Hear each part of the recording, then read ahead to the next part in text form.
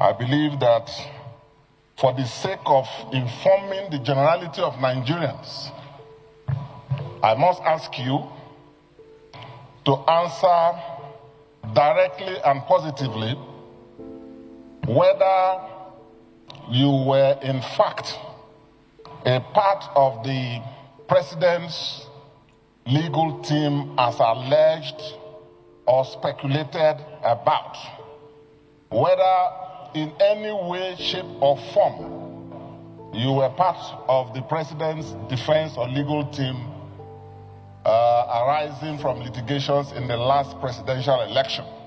That is the question. Then, on the comment, I agree completely with the premise upon which my good friend and colleague, Senator Ningi, the premise upon which he made his comments, which is that INEC, right from the first indigenous chairman, Esua, in the 50s till date, so many professors like you have been appointed. So many jurists have been appointed. And so, being a professor speaks to your scholarship. In your own case, what is, for me, giving some level of comfort is the additional fact that you are, in addition to being a professor of law, you are a senior advocate of Nigeria. And this is the first time a senior advocate, in addition to being a professor, the two combined is being nominated for this office. Why I say I agree with Ningi is because from the resume of your predecessors, there is no lack of scholarship or intellectual capacity or prowess in them at all. The issue has been, as he rightly said, integrity, patriotism, and above all, courage to do the right thing and capacity to be fair. Most of them are first-class scholars. You, at your age, have invested with this responsibility to make Nigeria proud. And look at our neighboring country, Ghana. The general elections they conduct. The last one specifically, the presidential election, no litigation. Even before the final vote earlier, use this opportunity to address the issues that have been speculated, rightly or wrongly, so that you can from now build a foundation of integrity and confidence on the people. Were you a part of the president's legal team or no? Thank you. Well, I would have said, if you had spoken without asking question and a mischievous question, it would have looked as if you are no longer in opposition.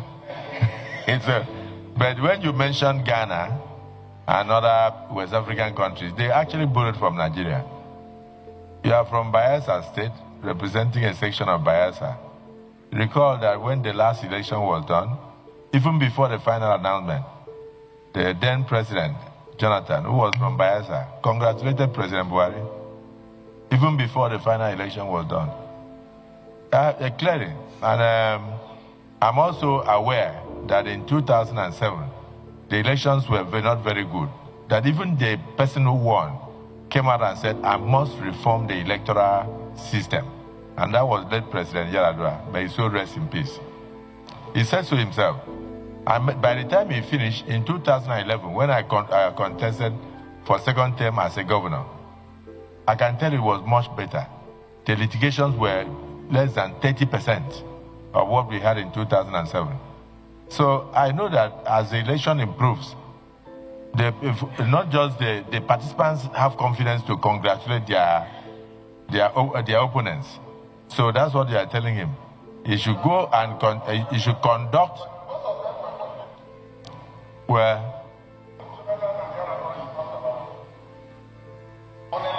what? Well, what? At that time, PDP was not torn into shreds. No, Senator Ningi, at that time, the PDP was not torn into shreds. But there's no human being that is sane today that can even go to such a platform, because you are going straight into litigation. You are going straight into litigation. So let us not discuss with the incoming chairman of INEC as if we are giving him a clue, because you are going straight into litigations. Who is going to sign your form? Yeah.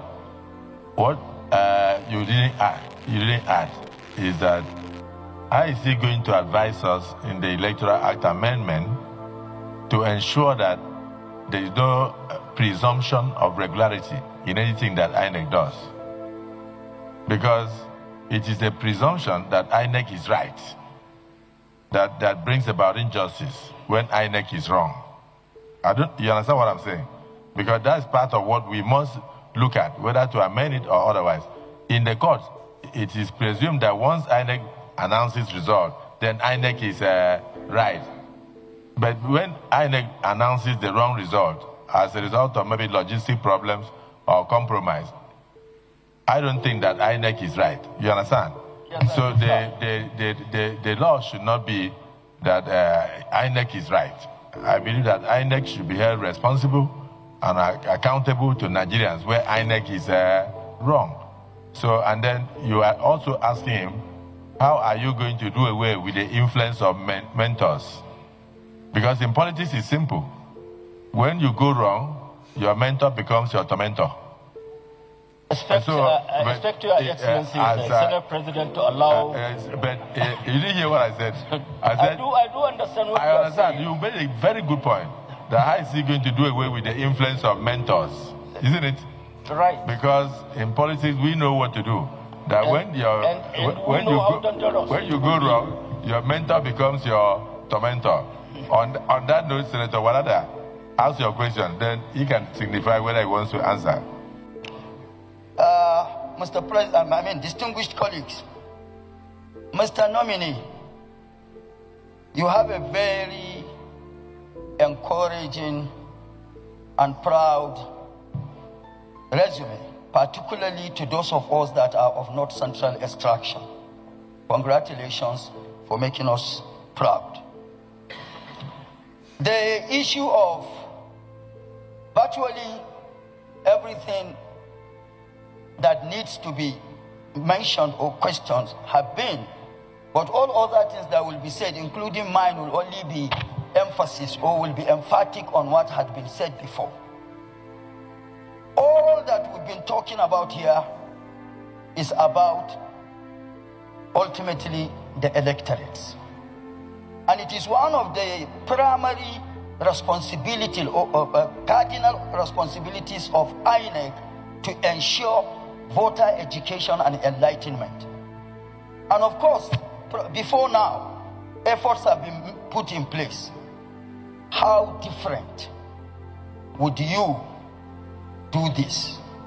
Secondly, and this is because you are a professor, independence, loyalty, respect, and patriotism are all required and needed by all that occupy public offices. How are you going to distinguish between this? Between loyalty, independence, respect, and patriotism? Finally, I will be sentimental because I am of North Central extraction. North Central, from the beginning of the entity called Nigeria, has always been the bridge. It has always been the peacemaker. It has always been the most accommodating. How would you, or how do you intend to retain and lubricate these attributes of the people of North Central based on the responsibility bestowed on you today? Thank you and congratulations. By ensuring that the person who won election is announced. That is the only way. I said by ensuring that whoever won election is announced without thinking of North Central.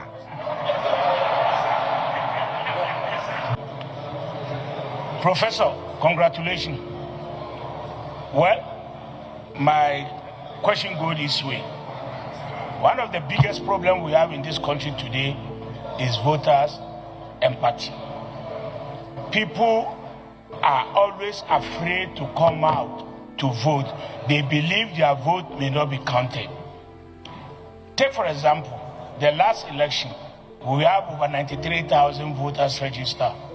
An election were conducted, we have less than 30 million people voting. How are you going to build the confidence in people so that they will know since their vote will be counted, they will come out to vote? Secondly, your target, will it be the 18 years about the new voters who are coming? If you look at the Gen Z, I don't care attitude, but they need to be encouraged, they need to be educated so that they will know it's their civic right, just like they do in some other country. Even if you are of age and you didn't vote, they will prosecute you. So, Mr. INEC Chairman, we are appealing to you, try as much as possible to educate people, because at the end of the day, so that we won't become a laughing stock.